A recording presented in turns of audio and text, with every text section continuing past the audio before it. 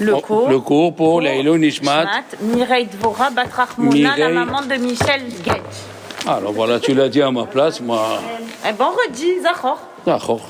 Alors, c'est bien de dire les divrei Torah, Leilou Nishmat, et il faut dire Amavdil Ben Ahaim Lametim, que Dieu l'envoie refoua chez les mains à tous les malades, Be'ezrat Hashem. Amen. Parce qu'en Israël, il y a des choses qui se passent vraiment très très dures. Ok. Alors, il ne faut pas se laisser abattre. Hein? Les Juifs, on est des kamikazes. On est pris. Bah, Omer, tout le but des Juifs, c'est Avraham Avinu. Avraham, Dieu l'a appelé Avraham. Vayomer, qu'est-ce qu'il a dit? Inéni, je suis prêt. Inéni, on est prêt, nous. On n'a pas peur. Ni de Purim, ni de... On est là, on fera les fêtes, on fera tout. Bon. La Gemara, hein, à travers la Gemara, on va apprendre les halachot et le Moussa, puisque c'est Purim. La Gemara de Megillah. Elle s'appelle Megillah, dans la page 7. Et quand la Gemara nous raconte une histoire, c'est qu'on apprend des halachot de cette histoire. D'accord? Elle nous raconte que Rav Yehuda Nessia, Rav Yehuda Nessia, le Nassi, le prince, il a envoyé à son élève Rav Oshaya Atma de Igla Tilta. Il lui a envoyé une épaule de veau et une jarre de vin. Jusqu'ici. Qu'est-ce qu'il lui dit Rav Oshaya? Et c'est là tout le problème. Rav Oshaya, selon notre Gemara, la Gemara de Babylone, il y a écrit, il lui a envoyé Kiyam Tabanu, tu as accompli pour nous Mishloach Manot. Voilà ce qu'il dit. D'accord?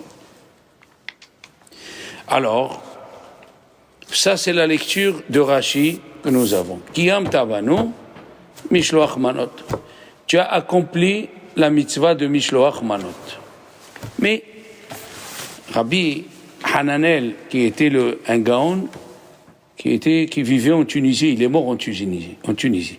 Rappelez-vous un peu d'histoire. À côté de Tunis, il y a un village qui s'appelle Kérouan. Ils sont enterrés 3 grands tzadikim de Babylonie, de l'an 900. Rabbeinu Hananel, Rabbeinu Moshe, et le troisième, on ne connaît pas son nom.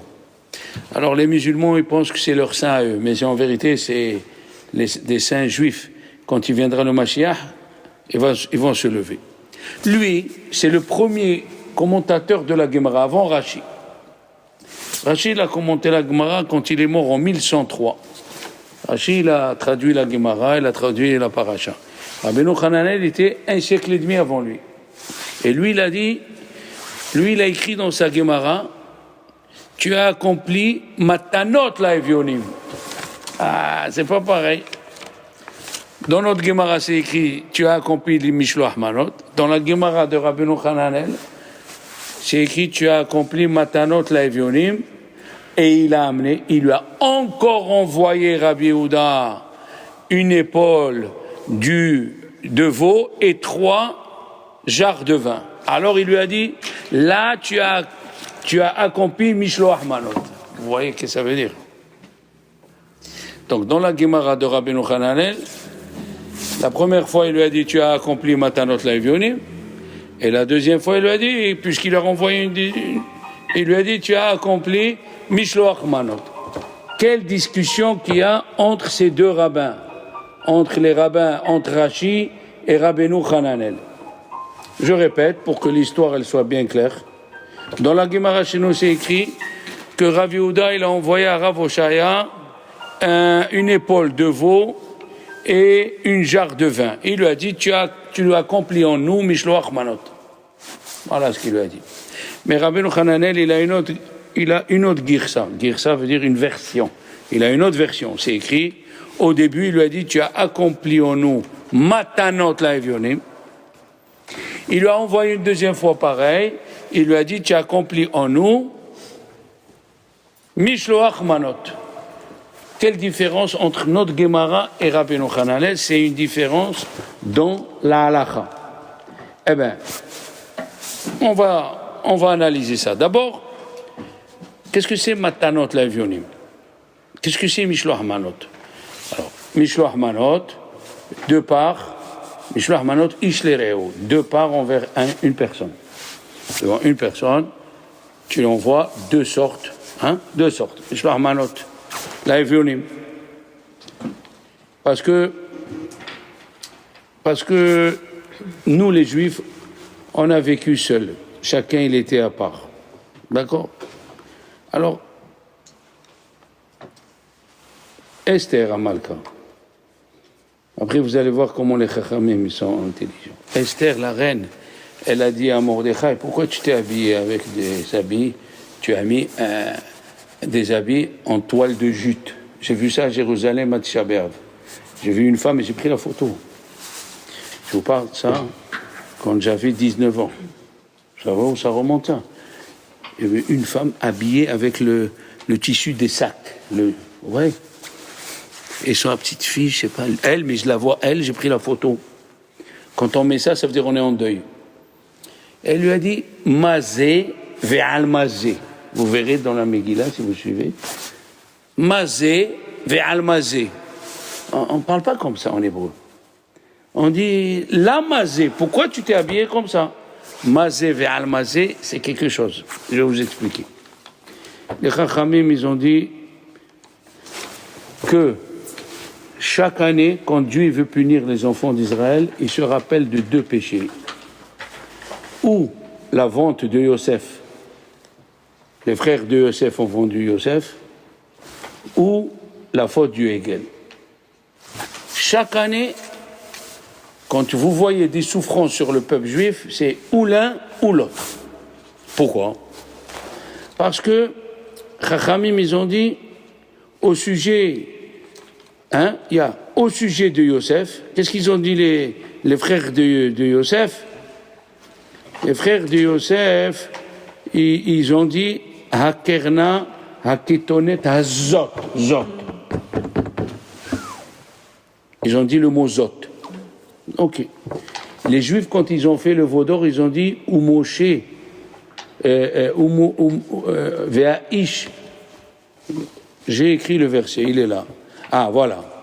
Vayomru, Kize Moshe Aish, Kize Moshe Aish, Lo Yadanu Me'ayalo. Kize Moshe Aish. Comme ça, ils ont dit Kize Moshe Aish. Mais Moshe, on sait qu'il y a un seul, ils ont ajouté le mot Zé. Kize Moshe Aish. On ne sait pas où il est. Et dans la vente de Yosef, ils ont dit Hakerna, Haketonet Azot. Alors Esther Amalka, elle a dit à Mordechai, pourquoi Dieu nous a fait cette Gézéra? Est-ce qu'on a fait Avodah Zara ou on ne s'entend pas entre nous? Elle a dit, Aman il a dit dans le festin, Yeshno Am Ehad Mefuzar Umfurad. On est séparés. Les Louvavitch critiquent les Satmar ils critiquent les Constantinois, les Marocains critiquent les Tunisiens. Voilà. On est un en train de critiquer l'autre. Alors elle lui a dit Esther, voilà l'idée de Esther, les mots Lech Kenos et Kol HaYehudim. On va jeûner ensemble, Kenos et Kol HaYehudim. Ça veut dire, à Pourim on était séparés. Eh ouais. À Pourim, on était séparés. Et qu'est-ce qu'elle a fait, Esther? Elle a dit, rassemblez-vous. Et c'est pour cela, si vous voyez, tous les misvot de Pourim, c'est pour nous rassembler. Matanot la Evionim, Mishloach manot, Zechel Mahatzita shekel. Maintenant, question piège. Surtout pour toi. Ben oui. Qui c'est le premier qui a fait Pourim avant Pourim? Je l'ai posé hier à la Yeshiva, ils étaient Pourim avant Pourim. Oui, messieurs, Pourim avant Pourim. Le premier qui a fait ça, c'est Yosef. Il a rassemblé ses frères, ils ont mangé. Il a donné à Binyamin 5 habits. Rachid dit, pour nous rappeler les 5 habits de Mordechai quand il est sorti de la maison du roi. Quand il a dit à Aman, va faire ce que tu as dit à Mordechai. Il y avait 5 habits. Où Mordechai yatsa milifnei hamelech betachrit buz vetechelet ve'argaman. 5 habits. Donc le premier qui a fait Pourim, it is Yosef. Il n'y a pas que ça. Qu'est-ce qu'elle dit la Gemara? Quand ils se sont rassemblés, enfin, Yosef, il était avec ses frères, il leur a pas dit qui il est. Il leur a pas dit qui il est. Il a écrit, quand la Torah elle dit un mot, c'est pas pour rien. Vaishtu, vaishkeru rimu. Ils ont bu, ils se sont saoulés avec lui. Il dit le Midrash, ça fait 22 ans que les frères n'ont pas goûté du vin depuis qu'ils ont vendu Yosef, ça fait 22 ans. Yosef n'a pas bu du vin pendant 22 ans et c'est la première fois qu'il boit. Pourquoi? Pour faire la mitzvah de festin de Purim, que c'est une mitzvah de boire du vin dans le festin de Purim. Tu as vu ça? Tu as écouté déjà ça? Non, ça vaut 3 milliards, ça, ma fille. Ça veut dire Yosef, il a déjà prévenu qu'il va avoir un de ses enfants, de Binyamin, qui va faire le nes de Purim en lui donnant les 5 vêtements et en buvant. On n'a pas fini. Rabbi Abraham Azoulay, il a écrit un livre, Hesed l'Avraham. Rabbi Abraham Azoulay, il fait partie des Juifs qu'on a jetés d'Espagne en 1492. C'est un très grand kabbaliste, il y a des histoires et des histoires à son sujet. Il était le rav de la ville de Hebron, là où ils sont enterrés les Avot. Et un cheikh arabe, il a perdu son épée. Et ils savent, même les Arabes aujourd'hui, même les Juifs, ils descendent pas dans le puits. Au fond du puits, il y a un grand couloir avec des chambres où il y a les Avot. Qui c'est qui était déjà à Me'arat HaMachpelah, tu étais? Alors sache que les noms, ils sont faussés. Quand tu vois Abraham, c'est pas Abraham. Quand tu vois Ishaq, c'est pas Ishaq. Quand tu vois Yaakov, ils sont faussés depuis le deuxième temple. Pourquoi? Parce que si c'était les vrais noms, il y a longtemps qu'on serait déjà délivré. Mais quand tu dis Abraham, sauve-moi, alors qu'il s'appelle Ishaq, ça marche pas. Oui, sachez-le. Lui, il était dans ce moment où un cheikh, il est venu, il a fait tomber son épée gravée de diamants. Ils lui ont dit, il n'y a qu'un seul qui peut rentrer. Les Arabes, il a fait rentrer 2 ou 3, ils sont morts. Il a dit, un seul, c'est le rabbin de la ville, il est saint. Il a appelé le rabbin de la ville, il a dit d'accord, il a jeûné, et il est rentré. En rentrant, il voit une personne. Il lui a dit, qui tu es? Il lui a dit, moi je suis Eliezer, le serviteur d'Abraham. Il a écrit dans son livre. Il lui a dit, je peux voir Abraham Avinu? Il a dit, toi, oui, tu peux voir. Tu es un homme saint. Il est rentré, il a senti une odeur de Gan Eden, il a trouvé Abraham assis, il a vu Yitzhak, il a vu Yaakov. Alors il a dit à Abraham, il a dit à notre patriarche Abraham, je peux rester avec vous? Il a dit non, sauve d'abord mes enfants, après tu viendras. Il est sorti, il a sauvé, il a amené l'épée, et il a dit à sa communauté, je vous dis au revoir, ce soir je suis plus là avec vous. Et il est mort. Et lui, il a écrit des livres de Kabbalah. Il a écrit un livre qui s'appelle Hesed l'Avraham. Et il a écrit là-bas que quand tu donnes le vendredi, le demi-cycle, Zecher le Machatzit HaShekel, Zecher le Machatzit HaShekel, c'est à peu près 6,52 €. Ça dépend du cours de l'argent. Tu vas à Boursemania, oui, et tu vois là-bas combien il coûte le kilo d'argent. C'est 9 grammes d'argent par personne. Pour celui qui a les moyens, bien sûr. Celui qui n'a pas, il donne 50 centimes. La Torah n'est pas... C'est un minag. C'est pas... Lui, c'est lui qui a sorti avec un autre Rav, Rabbi Abraham Azoulay, c'est bien que vous apprenez l'histoire, et Rabbi Meir Papiresh, les deux ont jeûné, ont sorti les écrits de Harizal qu'ils étaient enfouis dans la tombe de l'élève de Harizal. Il s'appelait Rabbi Haim Vital, qui est enterré à Damas. Ils ont demandé la permission, il est venu dans le rêve, Rabbi Haim Vital, il lui a dit, je te donne 24 heures, pas plus, et tu les remets. Ils les ont sortis, ils ont jeûné, et il a amené 20 scribes de la ville de Damas, ils ont écrit les 20 vite, le soir ils ont remis. Rabbi Abraham Azoulay, il dit qu'il faut faire le tikkun, on donne le Machatzit HaShekel pour se rappeler de Yosef Hatzadik, qu'on était séparés. On était séparés, malheureusement. Un juif, il ne peut pas vivre seul. Chez nous, on dit solidaire et pas solitaire. solidaire et pas solitaire. On ne peut pas rester seul. Il faut chercher à se coller. Et c'est ça, c'est ça qui nous a sauvés, qui nous sauve jusqu'à présent de la galoute, les enfants. C'est que les Chachamim ont inventé une chose qui n'est pas dans la Torah. Le minyan. Prier en minyan, il n'y a pas écrit dans la Torah. Pourquoi? Pour que tu sois ensemble. Si tu entends ton copain dire aïe, tu dis pourquoi tu as aïe? Tu as mal à la tête, tiens voilà, un doliprane 1000. Il faut avoir dans son bon des choses pour faire chesed. Abnei Brak, il y a un monsieur, un rave, sur la porte, et il a fait association de bienfaisance pour les sucettes de bébé. Il y a toutes les sortes de sucettes pour bébé. Si tu es en panne Shabbat, c'est joli, non? Tu vas, tu prends une, et après Shabbat, tu achètes une neuve. Enfin, association, des petites choses pour se rendre service. On ne peut pas vivre seul. On ne peut pas vivre seul. D'accord? Alors, maintenant, il dit le Mirtav Meliaou, le Rav Dessler, quand quelqu'un te fait un cadeau, hein, Anya, quelqu'un te fait un cadeau, mademoiselle Elbez, qui c'est qui aime le plus? Celui qui reçoit ou celui qui donne? Elle n'a pas répondu. Attends. Question, dis-toi. Celui qui donne. Il dit le Mirtav Meliaou, la ahava, l'amour, elle vient par la netina. Alors les Chachamim à Purim, ils ont institué des donations. Ah, donne. Tu donnes. Matanot Lavionim, Mishloach Manot, le festin. À Rambam, il dit, il vaut mieux dépenser plus dans Matanot Lavionim que dans la Séouda que tu vas faire.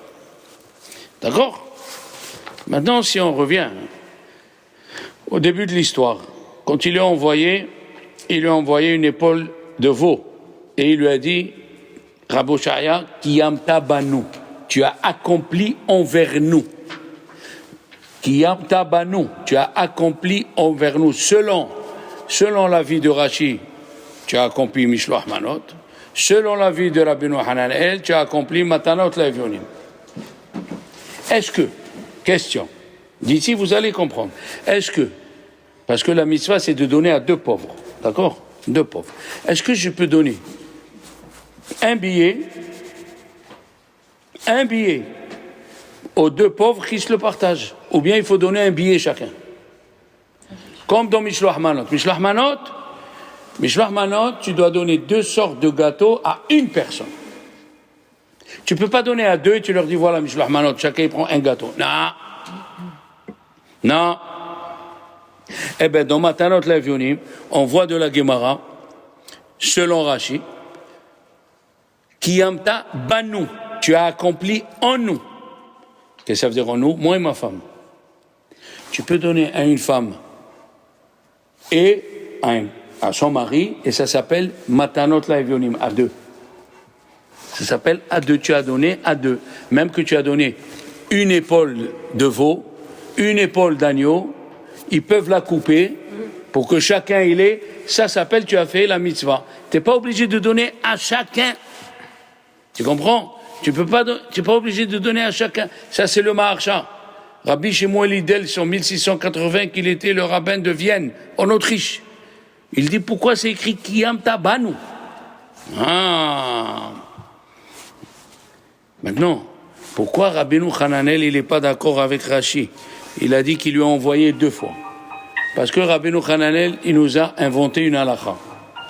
Est-ce que la halakha elle est comme lui? Je ne sais pas. Je vais vous le dire.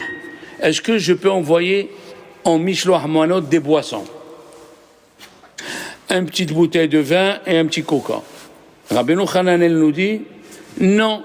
La première fois, quand il lui a dit, envoyé, il lui a dit, tu as accompli Matanot Lavionim.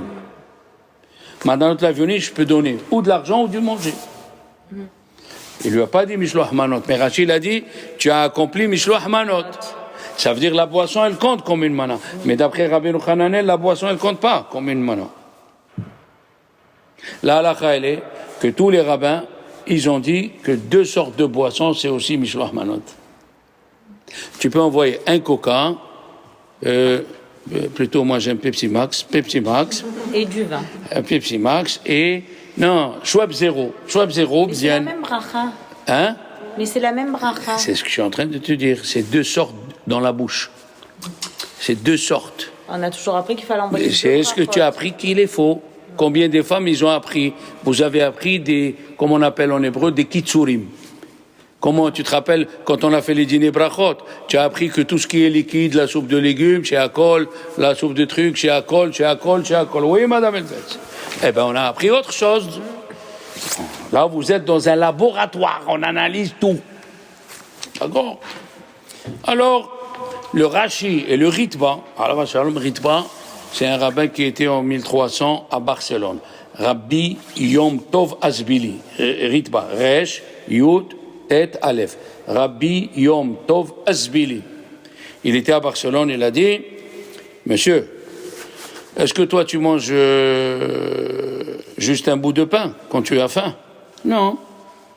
Tu manges de la viande, tu manges. Alors, quand tu fais matanot laevionim, quand tu donnes aux pauvres, il y a deux solutions. Ou tu donnes de l'argent, ou tu lui donnes quoi manger. Quel est le minimum aux pauvres? Quel est le minimum? Le minimum, toujours les chachamim, ils n'ont pas obligé les gens. Le minimum, quand tu n'as pas, 15 centimes d'euros. Mais, celui qui a les moyens, comme nous, grâce à Dieu, celui qui a les moyens comme nous, grâce à Dieu, est-ce que toi tu manges avec 15 centimes d'euros? Alors il faut lui donner ce que tu manges toi. Tu manges un sandwich à midi. Combien ça coûte un sandwich cachère avec une petite boisson? 6,50 €, mademoiselle. Vous achetez les sandwichs, combien ça coûte ça? 6,50 €. Alors, au moins 6,50 €. Au moins 6,50 €. Matanot laevionim. Le problème, il est maintenant. Comment tu t'appelles? Sarah. Sarah. Ah ouais, je sais. Le problème, il est maintenant. Sarah, elle a une villa. Elle a une villa. Amen. Ouais, c'est pourri, mon rigole. Sarah, elle a une villa. Amen quand même. Elle a la Mercedes, elle vient me voir à la maison. Amen. Vous savez, s'il vous plaît, j'ai pas de quoi manger, il faut me donner à moi, mishloach manot, matanot laevionim. Qu'est-ce qu'on fait? Oui. Un type, parce qu'il y a un type qui est venu au panier de Shabbat. Il est venu en Mercedes. Qu'est-ce que tu dis? Donne. Non, alors il y a un toujours, c'est normal. Nous, on est des rouspéteurs, les juifs. Oui, mais non, mais. On cherche, ça, c'est- on cherche là où il n'y a pas, il faut trouver. Bon, ça n'a rien à faire. Et plusieurs fois, on se trompe. Moi, il y a un copain, il y a 2 ans, il n'est pas venu. Il est rentré vendredi soir avec le jean, le t-shirt, lui et son fils. Et moi, dans ma tête, je dis, mais il est fou, qu'est-ce que c'est ça, Shabbat? J'ai pas parlé, j'ai dit, écoute, tais-toi, plusieurs fois tu t'es trompé. Qu'est-ce qui s'est passé? Il y a eu le feu dans son immeuble. Les pompiers ont interdit de rentrer. Ah ouais, tu aurais parlé mal. Combien des fois, il y a un autre, il y a 3 semaines, il n'est pas venu vendredi soir. J'ai dit, comment il vient pas à Shabbat, les malachim? En parlant, il lui dit à son copain, ouais, il y avait la pluie, on a fait minyan chez notre copain, on s'est rassemblés. Des fois, tu parles, il faut te taper après. Ne parle pas. Et nous, on cherche les punchikos. Les punchikos, comment ça s'appelle, hein? Alors, il a dit, le Ritva, hein, alors, Shalom, revenons au Ritva, il a dit, comme toi, quand tu manges bien, il faut donner à ton copain aussi qu'il ait de quoi manger. Au moins à 2 pauvres. Après, tu fais ce que tu veux.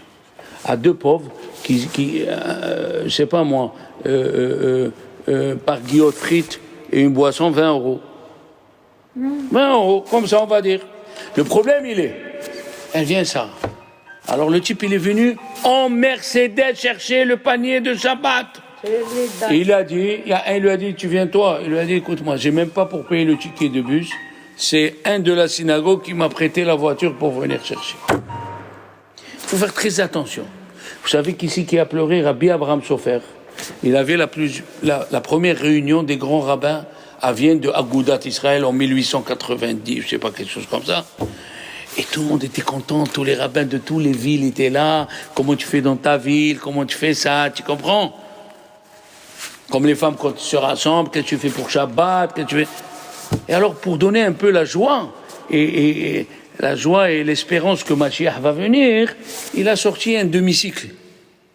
Un demi-cycle du temps du Beth Amikdash.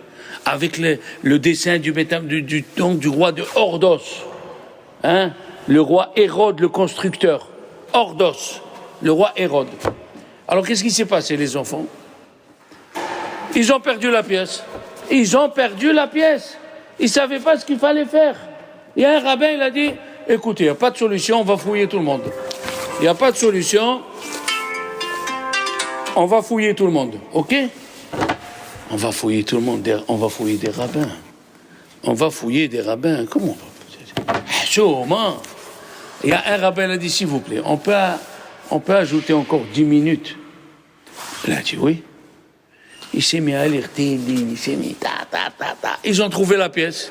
La voilà la pièce. Ils lui ont dit, comment tu as su? Il a dit, j'ai prié de tout mon cœur. Et il sort de sa poche la même pièce. Est-ce que vous avez compris? On n'aurait pas trouvé la pièce. Qu'est-ce qu'il aurait trouvé sur lui, il aurait traité de voleur. Ah. Aujourd'hui, en Israël, acheter une maison, c'est quelque chose de normal. Pas chouette.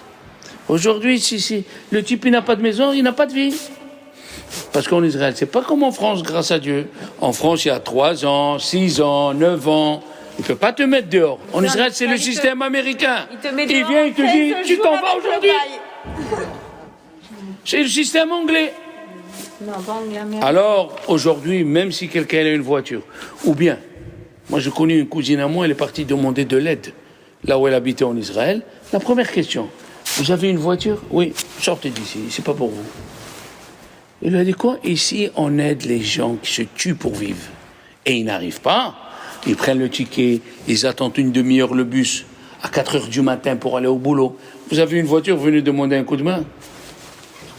C'est pas la France. En Israël, l'argent qu'ils ont... Eh bien, plusieurs personnes, plusieurs rabbins disent, même s'il est riche, s'il a des dettes, même s'il a une villa et il a des dettes, il faut lui donner de quoi manger. Vous savez que la Gemara, la Mishnah, elle dit, c'est bien d'apprendre, hein, la Mishnah, elle dit, celui qui a Matayim Zouz, on ne lui donne pas de la tzedaka. Celui, la Mishnah, donc PA, celui qui a 200 zouz, on ne lui donne pas à manger. Alors, dans la Ketouba, le minimum, hein, si Dieu veut, Agnal, le minimum, c'est Matayim Zouz. Tu es au courant, mademoiselle? C'est Matayim Zouz. Ouais. 200 zouz. C'est quoi 200 zouz? Alors, ils ont demandé à Rabbi Moshe Feinstein. Il a dit 200 zouz, quand on divorce une femme, on doit lui donner 200 zouz. Pourquoi? C'est la somme nécessaire pour qu'elle vive pendant 1 an, le temps de se retourner. On va dire en France, combien il faut vivre pendant 1 an? Eh bien, 1000 fois 12, 12 000. Hein? 12 000. Pourquoi 12 000? 1400, c'est le SMIC. Mais on va dire, mais... Eh ben, 1400. D'accord. Est-ce que vous avez vu un jour un homme qui a donné la somme le jour du guet? Ça, c'est pas ça la question. Non, c'est pas ça la question. C'est ça la question, en vrai. C'est pas ça la question. Non, tu as dit ça pour t'amuser. C'est pas ça la question. Celui qui veut faire la Torah, on parle de celui qui veut faire la Torah. En Israël, par exemple, tu ne peux pas divorcer si tu ne donnes pas la somme de Ketouba. La somme de la Ketouba. Aux États-Unis, c'est le double. Oui. Ici, c'est 18 000 euros. Le temps qu'elle loue un studio et qu'elle ait le temps de se retourner. Aux États-Unis, c'est le double, c'est 24 000 $. C'est ça, Matayim Zouz. Alors, quelqu'un qui a 24 000 $, il vient et demande la tzedaka, monsieur. Excuse-nous, hein. Il y a moins que toi. D'accord? Comme ça, il dit la Mishnah. Bon. Mais aujourd'hui, celui qui a une maison avec des dettes et il n'a pas de quoi, il faut l'aider. Parce qu'aujourd'hui, avoir une maison, c'est pas encore la richesse. En France, d'avoir une carcasse de voiture pour aller travailler, c'est pas une richesse. D'avoir un taudis pour vivre, c'est pas encore une richesse. Donc, cette question, elle est sujette beaucoup à discussion, sachez-le. Elle est selon l'appréciation du rabbin. Il doit voir vraiment si ce monsieur, il est dans des difficultés, hein, il est vraiment dans des difficultés. Vous savez, je vais vous dire par une chose intéressante. Ici, à Marseille, il y a quelqu'un qui habite dans un quartier riche. Et est venu me voir pour donner un coup de main. Quand j'ai posé les questions, vous allez tomber par terre. Le mari, il n'a pas de travail. Le loyer, il est payé par un frère qui habite à Los Angeles. L'électricité et les charges par un autre frère qui est à New York. Et elle se tue, son mari n'a pas de travail, et elle se tue du matin jusqu'au soir. Elle habite un quartier, hein, tu vois que l'apparence, faire très attention à l'apparence. Très attention de ne pas sortir de ta bouche des trucs après que tu vas regretter. C'est dommage. Mais, au sujet de Purim, une chose est sûre, Chachamim, ils ont dit, Imata rose la asot chesed im tzedaka ta'ase im bene Torah.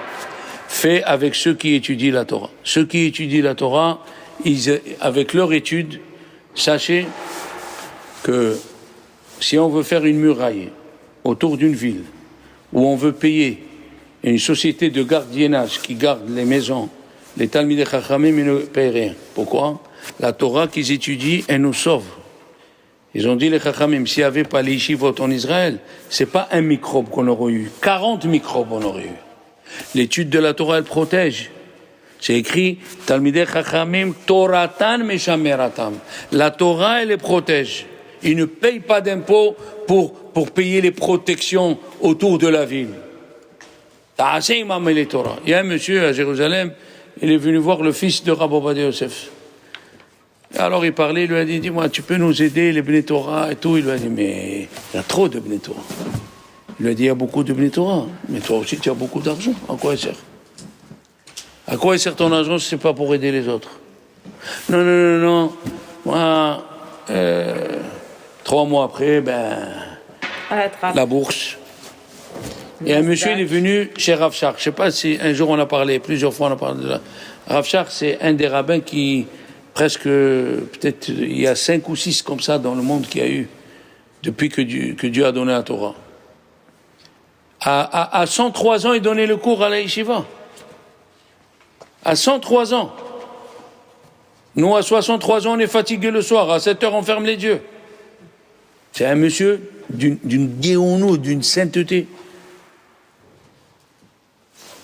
Rav Shach, il est venu, un monsieur, il lui a dit, du Canada, il lui a dit, Rav Shach, je viens de perdre 2 millions de dollars canadiens à la bourse. Et il voit que Rav Shach, insensible, comme on dit à Marseille, insensible. Ça vous dit rien? Il lui a dit, c'est toi qui te l'ai. Moi? Il lui a dit, tu es venu me voir en juillet? Il lui a dit, oui. Je t'ai demandé 150 000 dollars pour le mariage d'une orpheline. Tu m'as dit, c'est trop. Eh ben, c'est trop. Quand c'est trop, tu as eu trop picot. Voilà.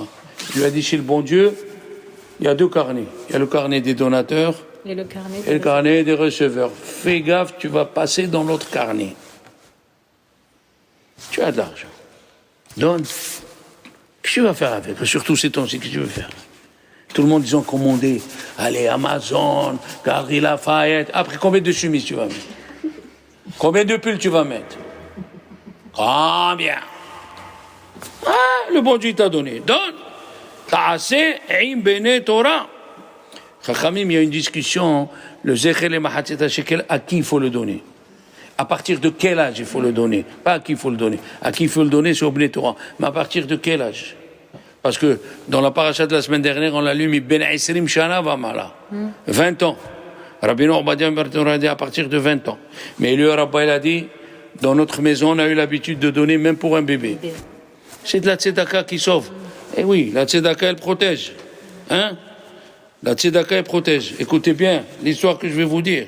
Il a dit, un monsieur est parti faire une dracha dans une synagogue pour ramasser un peu d'argent. C'est ce qu'ils font tous les juifs, hein, les enfants.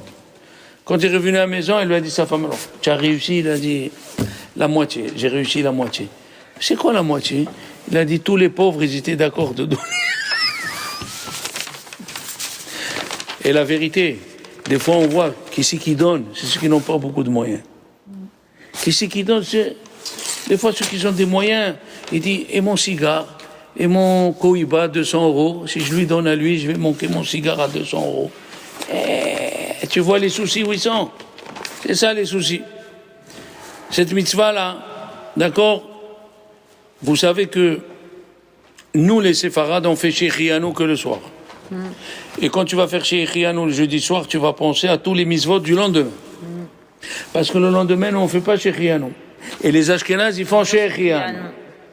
Pourquoi? Parce que la vraie mitzvah de la lecture de la Megillah, c'est le jour, c'est pas la nuit.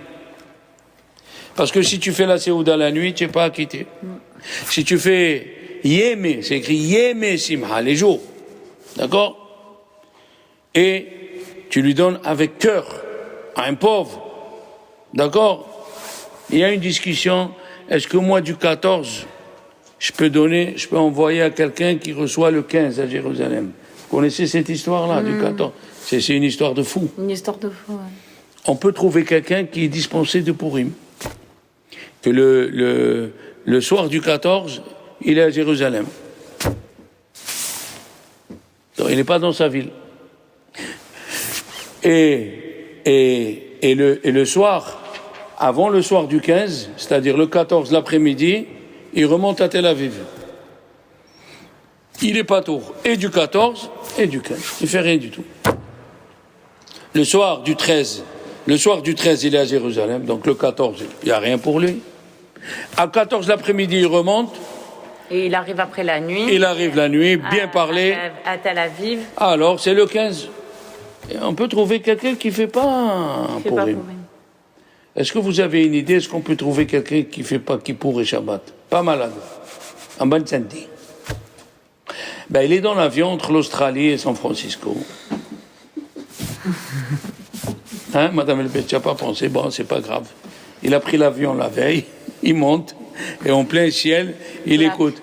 Mesdames et messieurs, on n'est plus mercredi midi, on est jeudi midi. Et il est encore dans le... Il fait ni Kippour, ni Shabbat. Mais bon, on ne fait pas ça. Par contre, celui qui est dans le Homer, il faut qu'il évite de voyager entre Pessah et Shavuot aux États-Unis. Parce qu'il perd un jour. Et s'il perd un jour, non.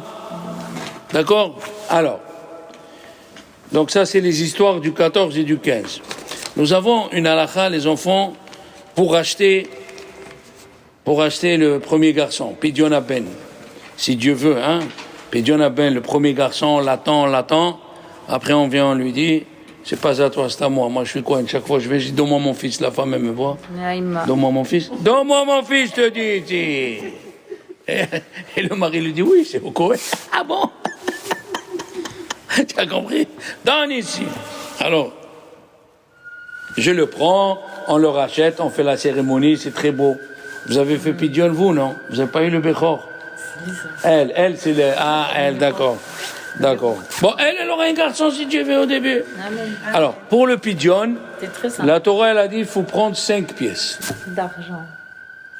5 pièces d'argent, absolument. Ça fait 100 grammes. Le problème, est-ce que on peut donner un chèque? Ou est-ce qu'on peut donner un billet? Sachez, les billets, c'est une invention juste de 200 ans. Avant ça, il y avait les pièces. Les pièces. La mitzvah est de donner 5 pièces, Chamisha Shekalim, qui sont 100 grammes d'argent. Avant, j'achetais avec 50 francs, je vous parle à l'époque, 50 francs, j'achetais les 5 pièces. Maintenant, c'est un peu plus. Oui, aujourd'hui, ça a augmenté. L'argent, avant, le kilo d'argent était 422. Aujourd'hui, il est 732. Ça va. 771. Oui, ça a augmenté. Alors, pour le Pidyon, moi, j'ai les 5 pièces d'argent. Je les vends au mari. Le minimum, c'est le prix, c'est 90 € le minimum. Mais s'il veut donner plus, il peut donner. Alors, je lui vends les pièces. Après, avec ça, il rachète le... La question, elle est, est-ce que un billet peut remplacer ce qu'elle a dit, la Torah, Chamisha Shkalim? Un peu plus compliqué, est-ce qu'un chèque, il peut marcher, un chèque, est-ce qu'il peut marcher pour Pidyon Ben? Parce qu'un chèque, c'est quoi? C'est une obligation. Je m'oblige à payer en contrepartie que tu fais rentrer ce chèque dans ton compte. Mais tant que tu ne l'as pas fait rentrer, il ne marche pas. Est-ce que c'est de l'argent? Tout ça, c'est des problèmes halachiques. Tout ça, c'est des problèmes halachiques. Alors maintenant, parlons de Matanot Laevionim pour donner aux pauvres. Est-ce que je peux donner un chèque ou pas? Et non. Et non, puisque Est-ce que c'est... Non, attendez. Matanot Levunim, c'est ou je lui donne de l'argent, ou je lui donne du manger. Oui. Est-ce que ça peut s'appeler de l'argent? Non, il n'est pas rentré encore. Et non, il n'est pas rentré, c'est pas de l'argent. Eh bien voilà, pour une fois tu as tort, pour une fois. Hein. Pour le Matanot Levunim, ça peut marcher. Pourquoi? Parce que il va le matin, il met de suite son chèque. Non. Il va à 11h, il le met. Mais il n'est pas encaissé. C'est pas grave, il est dans son compte, il peut tirer Est-ce qu'il peut tirer 200 € de son argent en sachant qu'il va rentrer? Non. Ouais, il va rentrer. Bien sûr, il va rentrer. On parle des gens normaux, hein, pas des voleurs. Ceux qui n'ont pas d'argent en banque, ils te font un chèque. On parle pas de ça. On parle des gens comme toi, grâce à Dieu. Quand tu fais un chèque, tu sais que tu as l'argent à la banque. Donc il peut sortir. Oh, pourquoi ne dis pas ça? D'accord? Alors maintenant, est-ce que je peux donner? Moi, je le faisais, mais je l'ai lu dans plusieurs livres, mais là, je l'ai écouté du fils de Rav Ovadia Yosef, Rav David Yosef. Est-ce que je peux donner aujourd'hui l'argent à un pauvre et je lui dis, attention, tu le dépenses que vendredi? Oui, je peux, oui. Tu peux envoyer Mishloach Manot par la poste et il arrive le jour de Purim.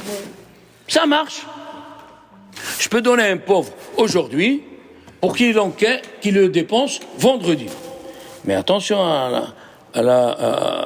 au côté face de la pièce. S'il dépense avant, c'est du vol.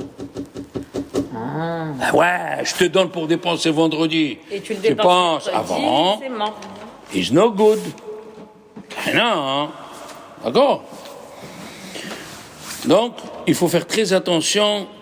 Le chach dans le Rida, il dit qu'aujourd'hui, pour Matanot Levunim, ça ne marche pas. Chavé Prouta. Il faut qu'il ait de quoi manger. Le Maharshal, il a dit plus que de quoi manger. Parce qu'il y a un qui dit qu'il faut lui donner 3/4 d'une baguette. Non, mais alors là, les Chachamim disent, là, on est au Soudan, là, ou on est en Somalie. Eh ouais, en Somalie, c'est qui a comment il s'appelle quelqu'un? Comment on connaît quelqu'un qui a un supermarché? C'est il a 1 kilo de riz dans la main. Ils sont tellement pauvres. Ah oui, non. Faut donner, la femme aussi, attention, on peut donner à une femme le Matanot Levunim, on peut lui donner Mishloach Manot, et il ne faut pas dire j'ai déjà donné au mari. C'est le début du cours, tu te rappelles? Qui aime ta banu. Banu, ça veut dire tu as accompli en nous. En nous, ça veut dire à lui et à elle. Ils sont séparés. Tu donnes à une femme pauvre, tu peux donner à des veuves, tu peux donner à des femmes qui vivent seules, tu peux donner à des femmes qui sont revenues d'Israël, des Françaises avec 2 enfants, et ils se tuent pour vivre. Il y a des cas vraiment extrêmes. Comme Rabbi Akiva, quand sa femme elle a accouché, et il s'est excusé auprès de sa femme qu'ils ont mis le bébé sur la paille. Et Léon Navi, il est venu, il a tapé à la porte, il a dit, voilà, ma femme elle vient d'accoucher, j'ai même pas de paille. Tu t'imagines? J'ai même pas de paille pour mettre le bébé. Eh ouais. Alors, ce mois-là, c'est un mois spécial. C'est un mois, Mishenichnas Adar, Marbim Bessimha. Dès qu'il rentre Adar, hein, les enfants, le Khatam Sofer, il a dit un mot que presque personne ne l'a compris. Il a dit, dans la Megillah, le jour de Purim, il y a quelque chose de très très fort qui n'existe pas dans les 5 livres de la Torah. Ouais, comme ça il a dit.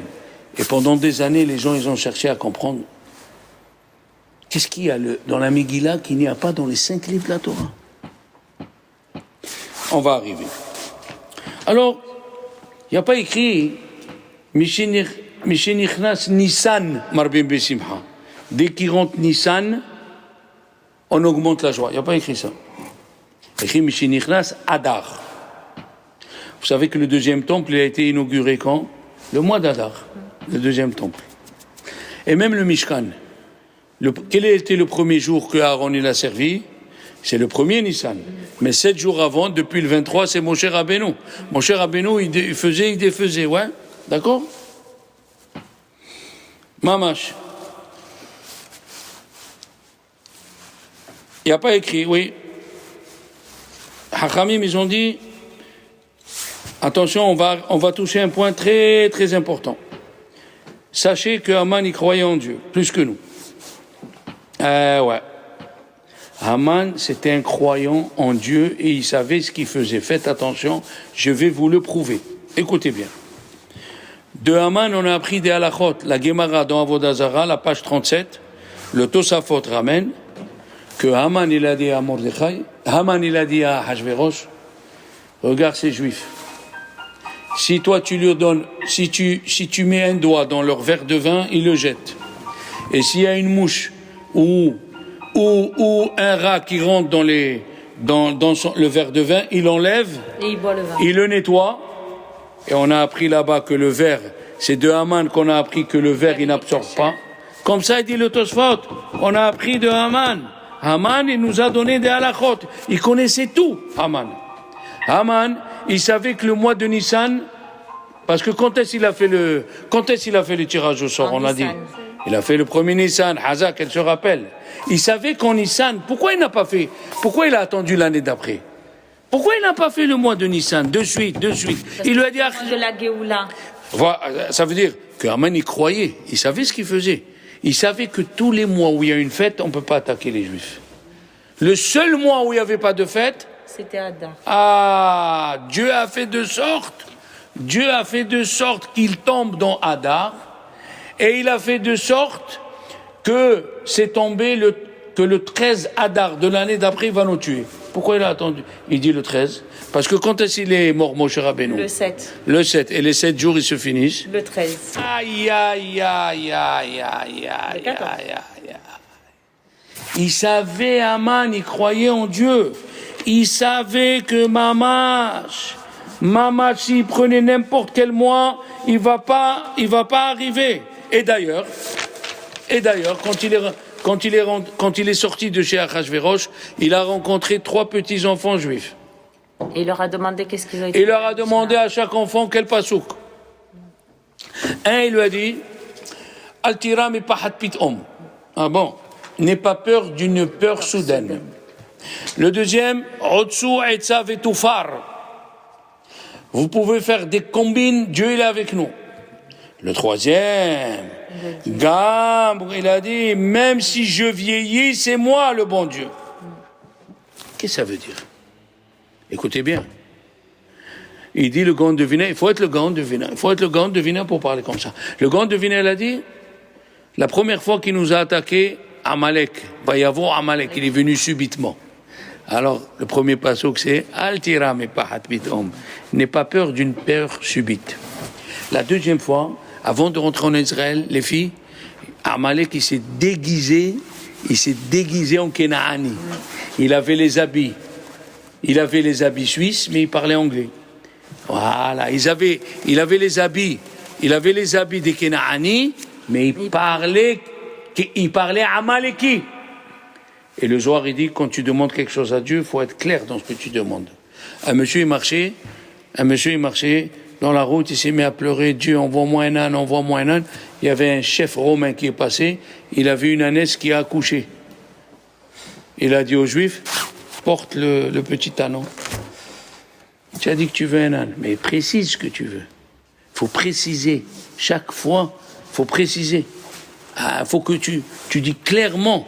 Vous savez que le Ben Ishraï a dit, quand on est au Sefer Torah, on veut bénir quelqu'un, il faut dire au nom de sa mère, pas au nom du père. Parce que c'est plus sûr, c'est sûr qu'il est sorti de sa mère. Et deuxièmement, quand tu es au Sefer Torah et tu dis le nom du père, tu lui fais une accusation. Laquelle? Combien d'heures le père il n'a pas étudié la Torah? Alors tu rappelles les péchés du père. Il faut dire au nom de la mère, parce que c'est sûr, la mère, elle n'est pas chayevet betalmud Torah, comme le mari. D'accord? Le troisième, parce que il n'y a pas un plaisantin comme Haman. Haman, il a dit à Achashverosh, Yeshno Amehad. Achashverosh lui a dit, mais tu es fou. Tu n'as pas vu ce qu'il a reçu Paro. Tu n'as pas vu ce qu'il a reçu Sisra. 900 chars, ils sont tous disparus. Il a dit, écoute, le Dieu des Juifs, il est vieux. Ça y est, à la retraite. Il cherche le complément du retraite. Il lui a dit le troisième pasouk. Il lui a dit, Gam kizaken ani, même si je vieillis, je suis là. Qu'est-ce qu'il a fait? Haman, il a attaché 22 000 petits-enfants. Il les a attachés avec des chaînes. Il savait qu'il allait perdre. Alors maintenant, tous les commentateurs, ils cherchent à comprendre qu'est-ce qu'il y a eu à Pourim qu'il n'y a pas dans les 5 livres de la Torah. Je vais vous dire. C'est pas moi qui le dis, c'est les commentateurs des Chassidim. Ils ont dit, Moshe Rabbeinu, il a atteint que 49 degrés. Vatehasserehu me'at melokim. Me'at. Tu lui as pas donné le 50e. Quand est-ce qu'il a eu le 50e, les enfants? Le jour de sa mort. Il lui a dit, Dieu, c'est comme ça qu'il a atterri. Monte, attiré. Monte sur la montagne de Nebo. Har Nebo. Nebo. Nunbo. Nunbo. Il y a le 50e degré. Eh bien, Mordechai, il a atteint le 50e degré malgré qu'il était au dehors d'Israël. Personne dans le monde, à part Moshe, il a atteint le 50e degré. Eh bien, le 50e degré, c'est Mordechai qui l'a atteint le jour de Purim. Et les Mefarshim me disent, celui qui sait faire la joie comme il faut, celui qui fait les mitzvot comme il faut, il goûtera comme quelqu'un qui passe devant une pâtisserie, hein, quand il y a l'odeur de la vanille, de Madagascar, Bourbon, tout ça, hein, le noix de coco, tout ça, ils sont. Les connaisseurs, avec le nez, ils savent ce qu'il y a dans le gâteau, hein, avec le nez. Eh bien, je vous souhaite, mes chers amis, un joyeux Purim, une bonne fête, Bezrat Hashem. Amen, amen, amen.